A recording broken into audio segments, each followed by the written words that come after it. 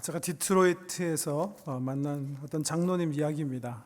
거기 집회 갔다가 목사님께서 소개해 주셔서 만난 장로님인데요. 이분이 이제 저녁 집회 이렇게 장소로 가면서 연이어서 저에게 나눠준 간증이에요. 이분이 오래전에 미국으로 이민 왔는데 의사세요. 일찍부터 이민 와서 거기 디트로이트에 의사 많은 교회 있거든요. 다른 분들과 함께 열심히 일해가지고 돈을 엄청나게 많이 벌어서 정말 잘 살게 됐대요. 그래서 남이 정말 이렇게 부러워할 만한 그런 삶을 사는데, 그러던 중에 갑자기 기도 가운데 그런 생각이 들더래요. 내가 지금 하나님 앞에 가서 하나님 앞에 내 삶을 보고 하면 내가 뭐라고 말씀드려야 되나? 그런 질문을 던지고 나니까 생각나는 말이, 하나님 주님께서 이렇게 좋은 나라 이민 오게 하시고 또 일찍부터 좋은 기술 얻게 하셔서 돈 많이 벌고 유복하게 행복하게 잘 살다 왔습니다. 교회 좀 섬기다 왔습니다. 그런 거 외에는 별로 이렇게 보고할 말이 없더라는 거죠. 그래서 이분이 그때부터 좀 고민을 하셨대요. 그러던 중에 다니엘서 읽다가요 12장 3절 말씀이 이렇게 가슴에 왔더래요. 거기 보면 무슨 말씀이 있냐면, 그때 이제 다니엘이 말세에 일어날 일들을 이제 예언하시는 그런 말씀 가운데, 지혜 있는 자는 궁창의 빛같이 빛날 것이요 많은 사람을 옳은 대로 돌아오게 한 자는 하늘의 별같이 비추이리라 하는 말씀이 기록되어 있거든요. 이 말씀이 이렇게 다가오더래요. 그래서 이제부터 내가 정말 하나님 나라 가기 전까지는 여기 있는 말씀처럼 사람들을 좀 옳은 대로 돌아오는 일에 내가 헌신해야 되겠다, 그렇게 생각을 하시고, 정신과 의사신데 이제 환자들에게 어떻게 하면 좀 예수 그리스도를 증거할 수 있을까 조심해야 되거든요. 요즘은 의사들이 전도하다가 또 소송 걸릴 수가 있어요.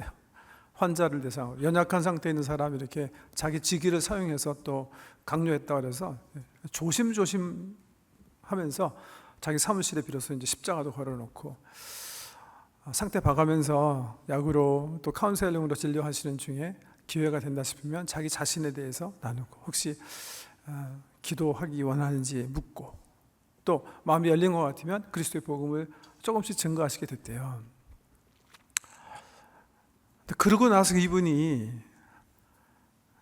놀라운 일을 발견했는데, 그렇게 해서 한 사람 두 사람, 믿지 않는 사람들이, 특별히 타민족들이 자기 치료를 받고 또 동시에 예수 그리스도를 받아들여서 하나님의 사람으로 몇 명 변화됐는데, 그런 일을 하다 보니까 자기 삶 속에 막 기쁨이 넘치기 시작하더래요.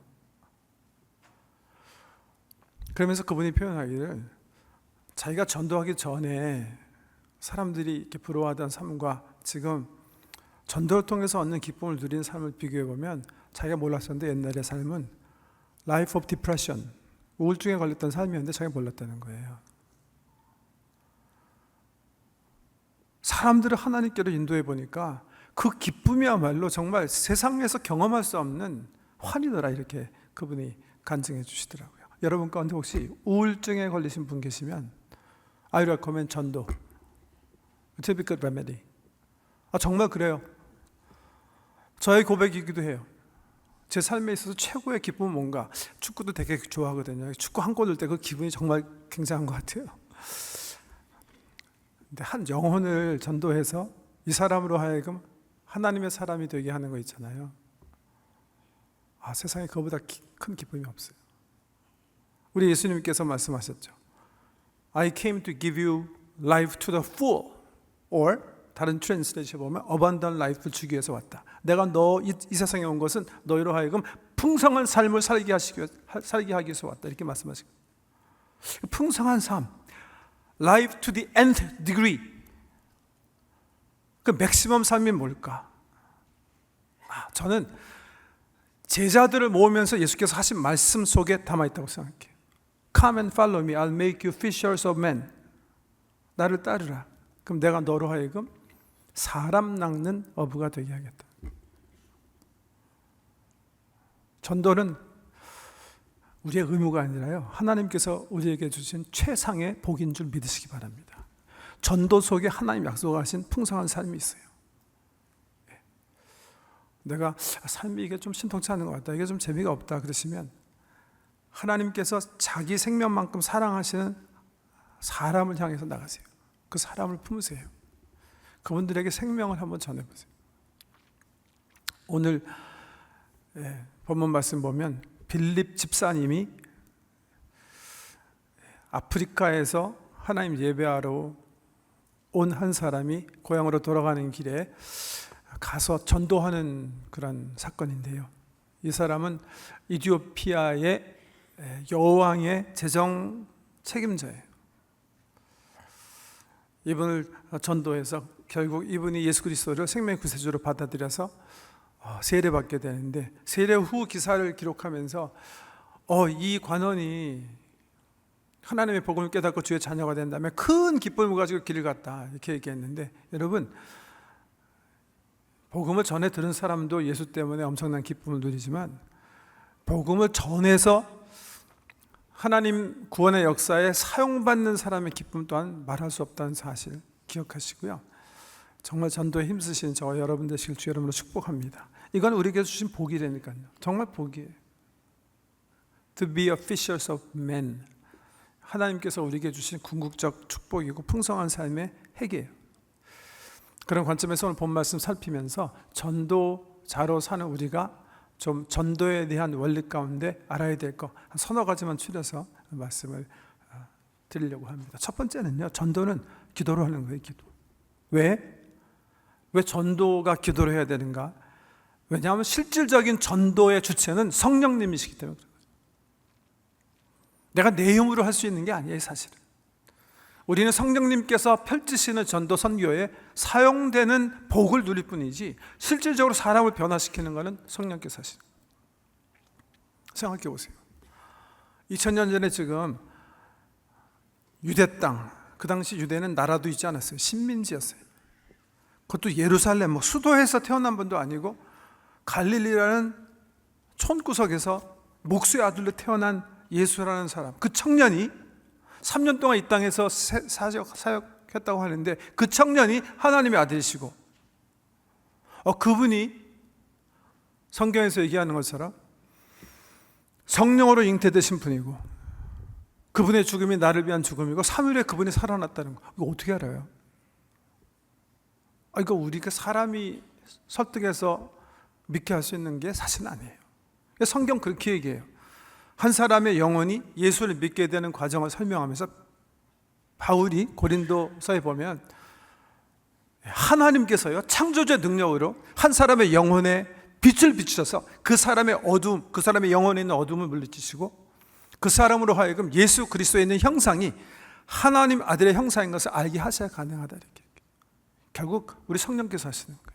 여러분이 지금 이 시간에 하나님의 자녀로 여기서 예배 드리신다면 그건 전적으로 정말 창세 전부터 선택하시고 이 자리에 예배자로 있게 하신 우리 삼위일체 하나님의 역사인 줄 믿으시기 바랍니다.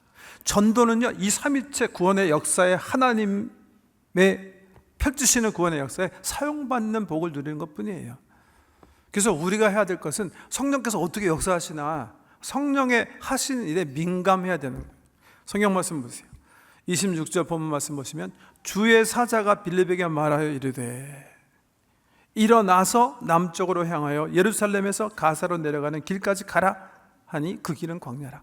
지금 빌립 집사님은 사마리아 성에서 아마 많이 사랑받고 목회하고 있었을 거예요. 그 성에 가서 전도하시는데 성령께서 역동적인 역사로 많은 기적과 역사와 병거침과 귀신 쫓아냄을 통해서 하나님 나라를 세우게 하셨어요. 교회가 강해졌어요. 그걸 기록하면서 누가는 그 성에 기쁨이 가득했다고 그랬어요. 근데 성령님께서 뭐라고 그러세요? 떠나라. 그 자리를 떠나라. 아마 빌립은 있고 싶어 했을지도 모르죠. 왜? 성령의 주체는 전도의 주체는 성령님이시라니까요. 성령께서 하시는 거예요. 성령께서 말씀하시잖아요. 주의 사자 통해서 여기 있지 말고 광야로 내려가라. 굉장히 먼 길이에요. 한 160km 정도 되는 길인데요. 걸어서 내려가라는 거예요. 좋은 성에 있지 말고 광야로 내려가서 그 사막길에서 내가 너에게 지시한 일을 하기 위해서 기다려라, 이렇게 말씀하시는 거죠. 순종해서 가는 거예요. 갔더니 거기 마침 에티오피아에서 온 한 사람이 다시 에티오피아로 돌아가고 있었어요. 그때 29절 보면 또 뭐라고 그러세요? 성령이 빌립더라 말하여 이르시되. 전도는 성령께서 하시는 줄 믿으시기 바랍니다. 사람이 하는 거 아니에요. 사용받는 기쁨만 누리는 거예요. 저는 제 삶과 우리 목회를 통해서도 이 부분은 정말 간증할 게 많아요. 올해 우리가 희년 맞이했는데요. 제가 희년 맞이하면서 생각했던 일 가운데 우리 성도님들이 기도와 선교 열심을 통해서 열매 맺은 열매들 가운데 괄목할 만한 분들을 이렇게 좀 불러서 함께 경축해야 되겠다, 그런 생각을 한 적이 있어요. 그 중에 한 분이 김철수라는 분인데요. 이분은요, 우리 교회, 지금은 해밀턴에 사시기 때문에 딴 교회 출석하시지만 우리 교회에서 출석하신 집사님 네 분이 중국을 품어야 되겠다. 특별히 이제 중국을 통해서 이제 북한 형제 자매님들을 선교해야 되겠다 결심을 하시고 치공 기술을 가지고 중국 연변에 가서 한 2년인가요? 3년 이렇게 사역하시게 되는데, 선교 환경이 녹록하지 않은 상황에서 그 중국의 조선족 젊은이 3명을 전도하시게 된 거예요. 그 젊은이들이 2, 3년 하시고 그 집사님이 돌아오셨어요.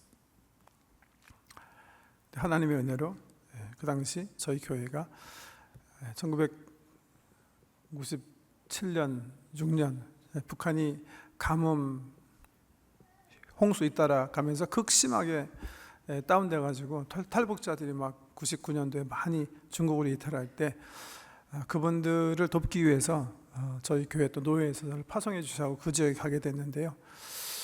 그 기회가 그 우리 집사님들이 키우신 그 두 젊은이, 세 젊은이 가운데 두 젊은이를 만날 수 있는 기회가 된 거예요. 근데 그 젊은이 가운데 제 눈에 띈 젊은이가 하나 있었어요. 성격이 굉장히 난폭하다고 볼 수 있고 성질이 급하고 뭐라 그럴까, 어떻게 보면 이렇게 좀 호전적인 그런 젊은이인데, 또 한 젊은이 굉장히 부드럽고 정말 착하고 그런 젊은이였어요. 이상하게 성령께서 저희 관심 갖게 하신 젊은이는 좀 이렇게 성질이 급하고 화를 잘 내고 자기 주장에 굉장히 강한 그 젊은이였어요. 그 속에 굉장히 좋은 리더십 기프트가 있다 판단하게 된 거예요. 그래서 그 두 젊은이 가운데 그 한 젊은이와 더 이렇게 교제하게 됐고요. 그 젊은이가 나중에 동북 신학교라고요, 그 중국 사람이 운영하는 신학교에 가게 됐는데, 그 이후에 그 연변 교회에 이제 중국어 담당 전도사가 되신 거죠. 뭐 그 당시에 사실 무슨 일이 어떤 일이 어떻게 펼쳐질지 아무도 모르고 그냥 교제하고 있는 거예요. 그러는 중에 하나님 은혜로 우리 교회가 중국 광서성에 야오족을 입양하며 선교하게 됐어요. 그래서 김진성 교사님, 연이어서 황요셉 선교사님 파송하게 됐고요.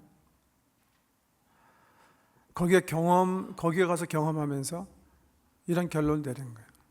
우리 힘으로 부족하기 때문에 우리가 관계를 가진 김철수 전도사를 중국 광서성으로 초대하자. 그래서 그분에게 초청했고, 그분이 중국 북방에 있던 사역 다 내려놓고요, 정말 아무것도 없는 상태에서 성령의 인도하심에 따라 남방에 내려와서 사역을 시작하셨어요. 남방에 내려왔더니 조선족이 내려와서, 거기는 중국 소수민족 중에 짱족이 제일 많은 주거든요. 짱족이 멸시하는 거예요. 교회를 열심히 하고 이제 100명 정도 되어가지고 공동체가 형성될 만한 핍박이 쳐져. 교회가 어느 정도 성장해서 우리 교회도 이번 중심으로 여기다가 선교 베이스를 만들기 위해서 정말 교회 빌딩도 좀 구입해야겠구나, 지원하려고 그러면 또 여러 가지 핍박과 어려움, 서러움을 다 겪으면서, 그러나 포기하지 않고 거기서 몸부림쳤는데요. 지금은 4,500만 사는 광서성에서 우리 김철성 목사께서 가장 큰 교회 목사님 되셨어요. 뭐 숫자가 중요하다는 그런 말씀 드리려고 하는 건 아니고요. 그 교회 성도님 주일날 모이는 숫자가 우리 교회가 같아지거든요. 또 신학교에서 야오족 지도자들을 양육하는 중차지한 책임을 맡고 계시는 거예요.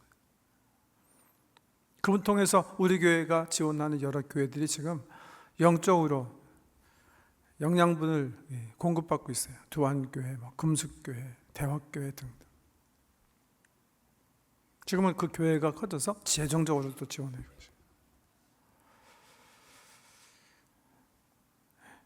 정말 선교는요, 들여다보면 다 성령께서 하시는 거예요.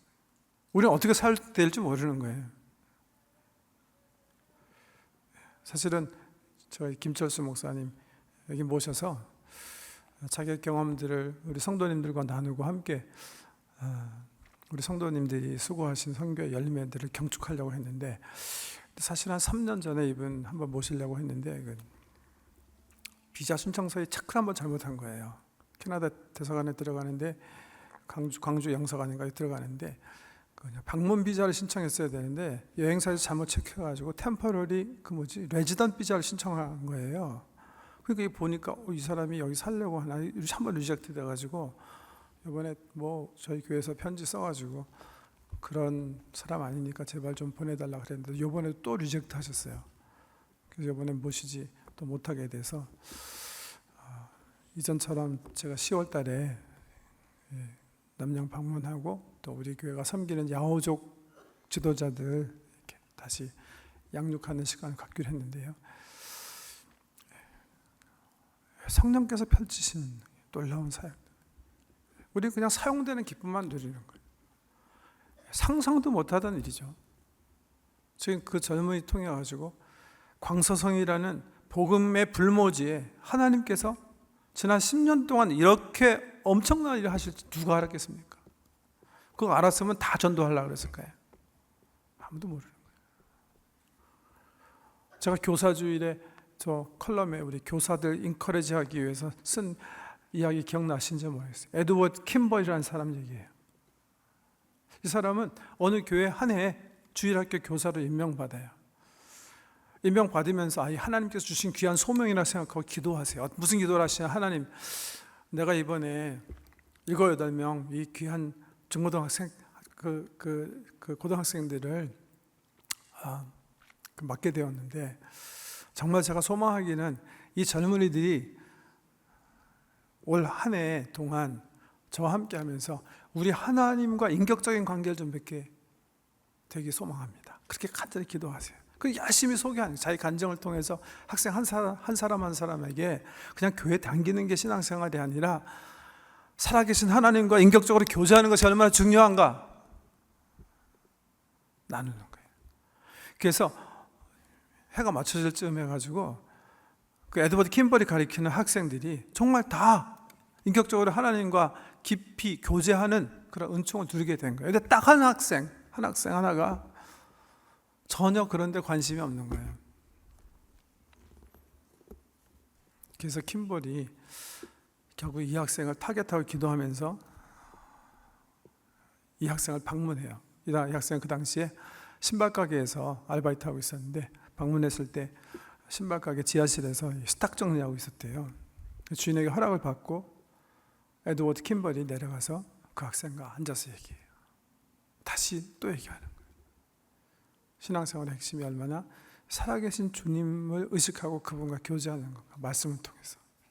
이때요, 이 학생이 비로소 가슴을 열고 예수 그리스도를 생명의 구세주로 받아들이고 정말 이 선생님 앞에서 성경을 통해서 우리 주님과 교제하겠다는 약속을 해요. 그리고 정말 이 학생이 그때부터 시작해서 주님과 교제하는 거예요. 이 학생이 나중에는 세계를 변화시키는 사람이 되는 거예요. 19세기 말 시카고 중심으로 스튜던트 발런티어 무브먼트, 학생 자원운동의 주체예요. 이 스튜던트 발런티어 무브먼트 때문에 한국은 사실은 복음 받아들인 거예요. 거기에서 제임스 게일 선교사님이나 에디슨 선교사님이나 또 누구 있죠? 맥케지 선교사 다 거기 스튜던트 발런티어 무브먼트에서 이분이 시카고에 베이스를 하고 유명한 토레이 신부 대천동 신부님 할아버지죠.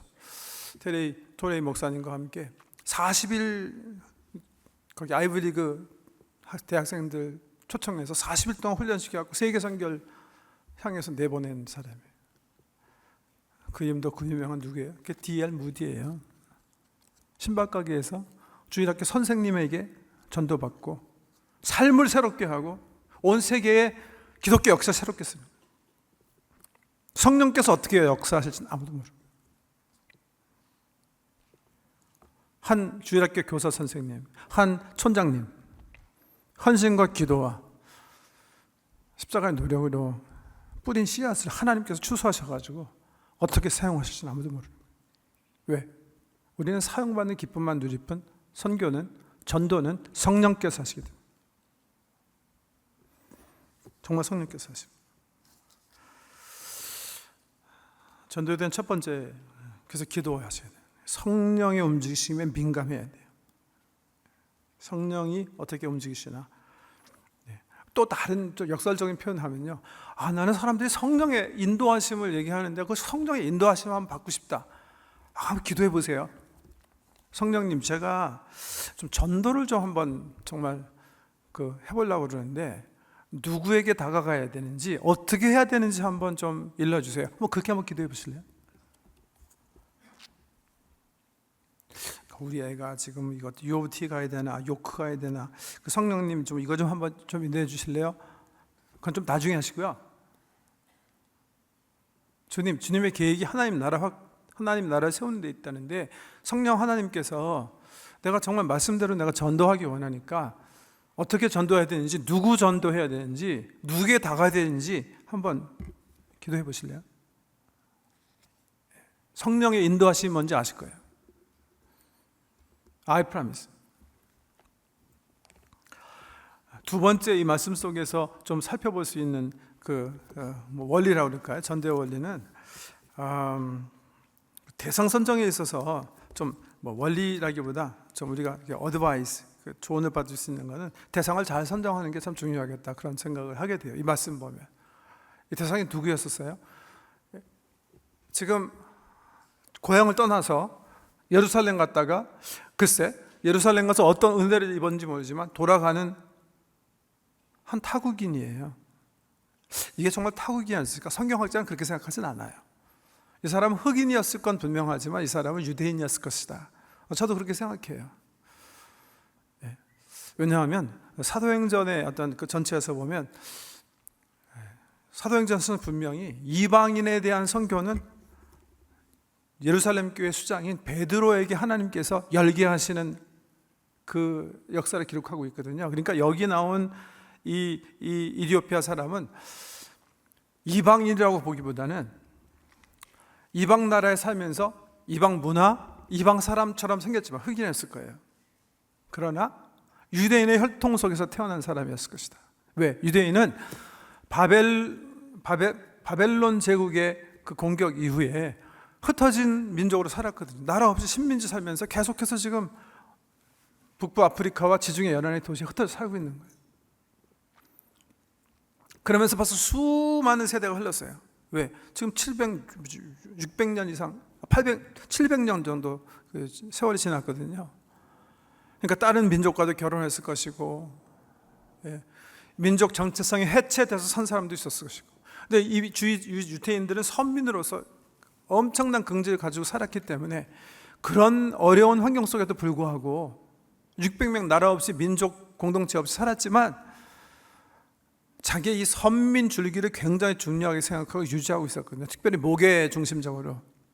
그러니까 이 사람은 목회 중심적으로 유대인으로 살았기 때문에 지금 여호와 하나님을 예배하기 위해서 예루살렘에 올라왔을 것이다. 그렇게 학자들이 추정하는 거죠. 그러나 이 사람은 사실은 이 유대 문화, 유대 언어 이런 건 상관없는 사람이에요.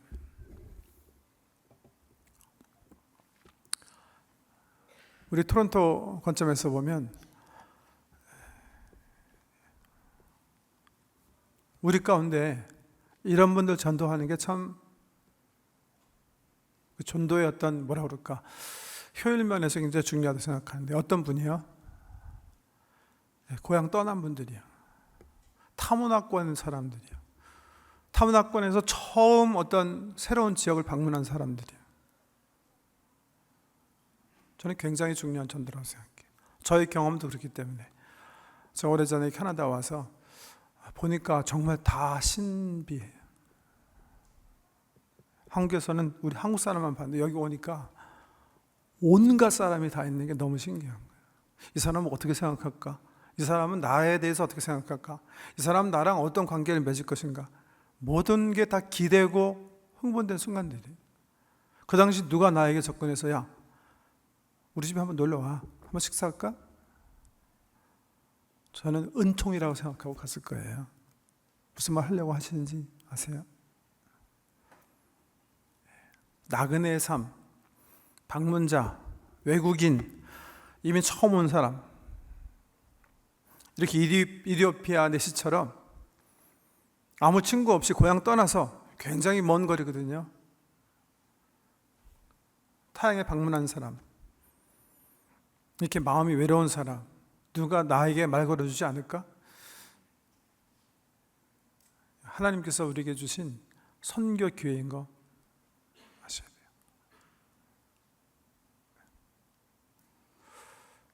이번 우리 희년 맞이에서 베드로전서 통해서 미셔널 처치에 대해서 자주 말씀드려왔습니다만, 여러분 해외에 오지 먼 나라에서 선교사로 수고하시는 분들 위해서 선교하고 지원하고 그분들 위해서 우리가 마음에 두고 기도하는 것 중요한데, 그 기도가 우리로 하여금 그분들은 선교사고 우리는 성도다. 성도가 뭔지 모르겠습니다만 그분들은 선교사고 우리는 성도다. 그분들이 선교하는 거 우리는 안 해도 된다. 이렇게 생각한다면 그거는 바울이 말한 바 우리 사탄이 우리 성도들 속에 심어놓은 견고한 진이라고 생각해요.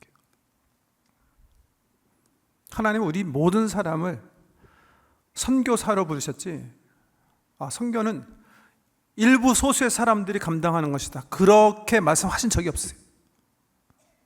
그 생각부터 바꾸셔야 돼요. 기도할 때 내 선교사, 내게 주신 선교 사명을 위해서 기도하셔야 돼요.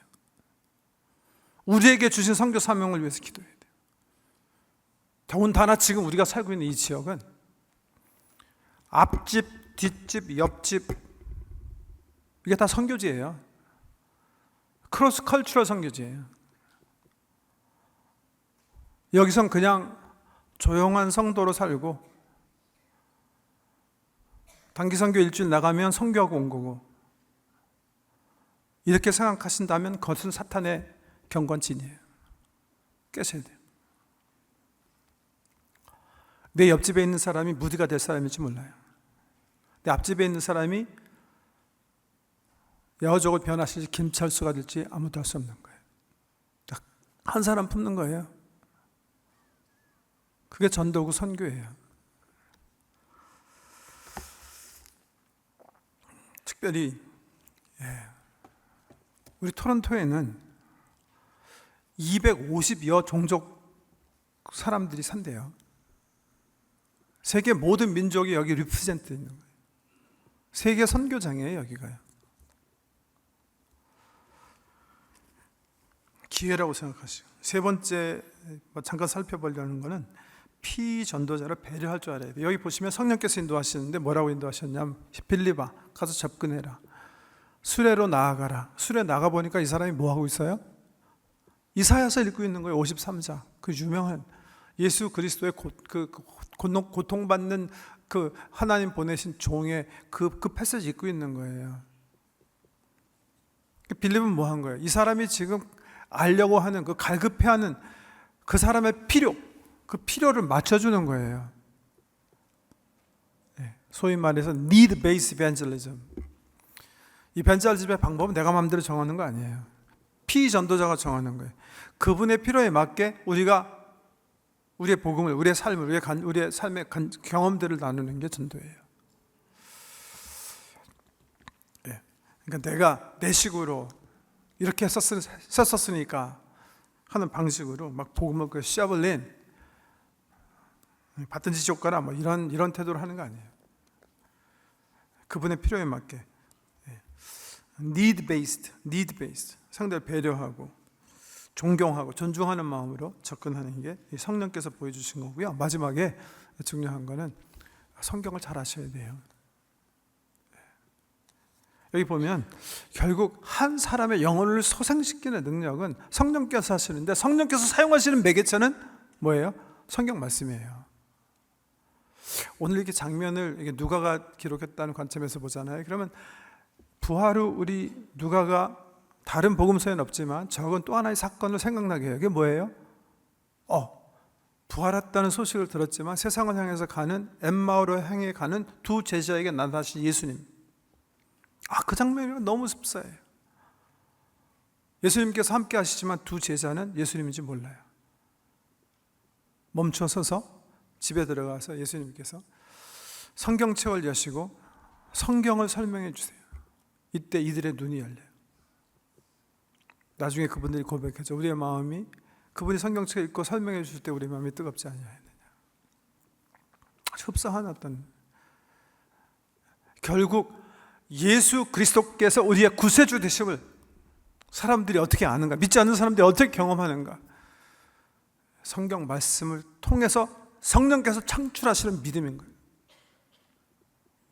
전도자가 성경을 모른다, 이건 정말 치명적인 결함이라고 저는 생각해요. 단 어떤 것보다도 성경 말씀을 잘 하셔야 돼요. 성경을 나누실 수가 있어야 돼요. 성경이 힘이기 때문에, 성경은 살았고 운동력이 있다고 그러셨잖아요. 우리의 영혼을 변화시키고 회개시키는 능력이 성경에 있는 거예요. 궁극적인 능력은 사실 우리 간증에 있지 않습니다. 성경이 증언해 주시는 그 진리의 말씀에 있는 거예요. 그 사실 웅변적으로 보여주는 게 우리 한국교회 초대교회 산대요. 여러분 뭐 잘 아시는 대로 우리 한국에 제일 처음 복음을 증거한 사람이 누구죠? 토마스 선교사님입니다. 토마스 선교사. 영국에서 태어났고 정말 수재였다고 그래요. 런던 대학교 2년 만에 학사학위 받고 20살에 중국에서 온 선교사님 설교 들으면서 큰 감명을 받아요. 나도 선교사 돼야 되겠다 결심하고 신학교에 들어가요. 3년 후 24세 때 졸업하는데 또 1등을 졸업했대요. 24세 때 졸업하는 해에 아내 만나서 엘리자베스라는 분과 결혼하고 둘이서 배 타고 중국으로 결심한 대로 떠나요. 근데 거기서 참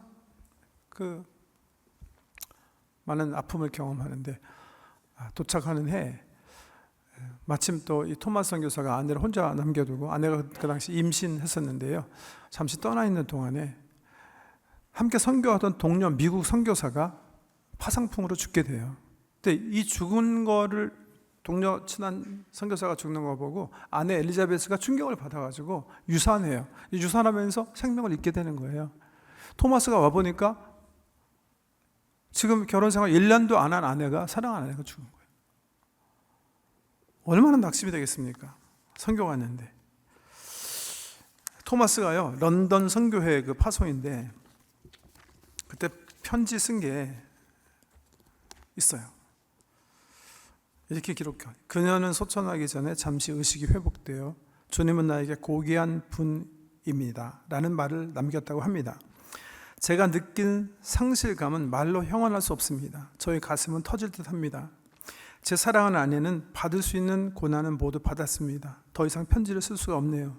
슬픔이 또다시 복받쳐 오릅니다. 저는 지금 감당할 수 없는 슬픔으로 인하여 제 마음을 걷잡기가 너무 어렵습니다. 이분이 너무 상심하셔가지고 선교 일을 잠시 중단하고 무역회사에 취직해요. 근데 그 무역회사가 하필이면 조선을 방문하게 된 거예요. 그래서 다시 조선이라는 나라에 가게 됐으니까 내가 성경책을 좀 가져가야 되겠다. 성경책 500권을 가지고 들어왔는데, 조선에 처음 온 다음에 내가 정신 다시 차리고 정말 이제는 다시 선교를 해야 되겠다 결심을 하고 준비를 해요. 더 많은 성경책을 준비해가지고 그 유명한 제너럴 셔먼 호를 타고 대동강으로 입성한 거예요. 1866년. 근데 우리 조선 왕실에서 외국 상선이 들어온다는 소식을 듣고 화살 부대를 동원해서 공격을 명령했어요.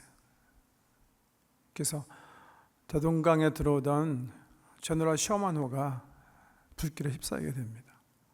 이때 이 토마스 선교사님이 성경책을 던지기 시작해요. 대동강으로 던집니다. 하나님, 이 대동강에 제가 가져온 성경책을 던집니다. 이 대동강 물을 먹는 이 한국 조선민들이 예수 믿는 사람 되게 해주세요. 그 던진 성경책을 주순 소년이 하나 있어요. 최치량이라는 12살 소년인데, 이 소년이 한문으로 된 책고 읽을 수 없으니까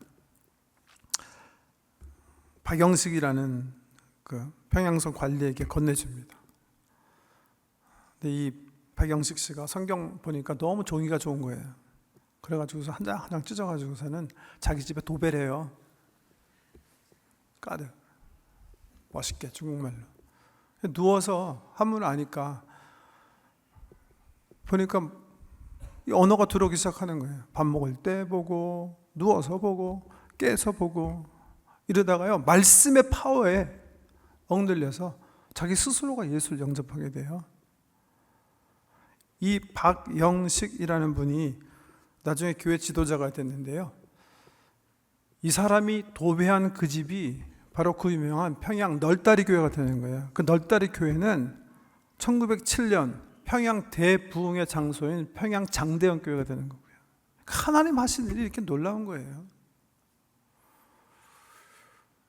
토마스 선교사가 이제 막 배가 불길에 휩싸이니까 거기 있지 못하고 튀쳐나왔어요.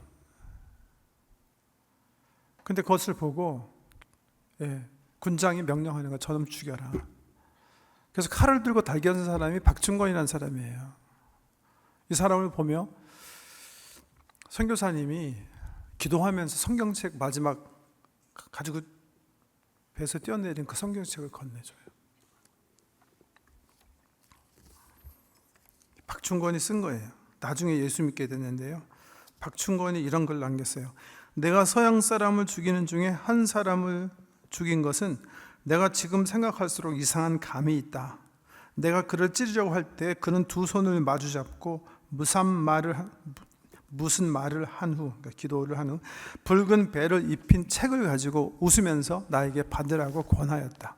그러므로 내가 죽이기는 하였으나 이 책을 받지 않을 수가 없어서 받아왔노라.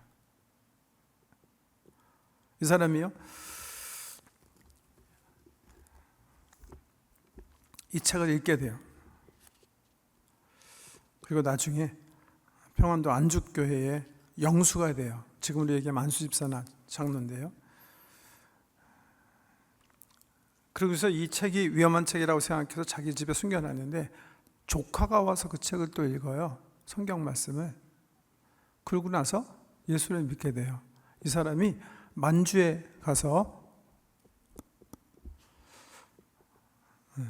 그게 어디죠? 신양. 네, 신양이죠.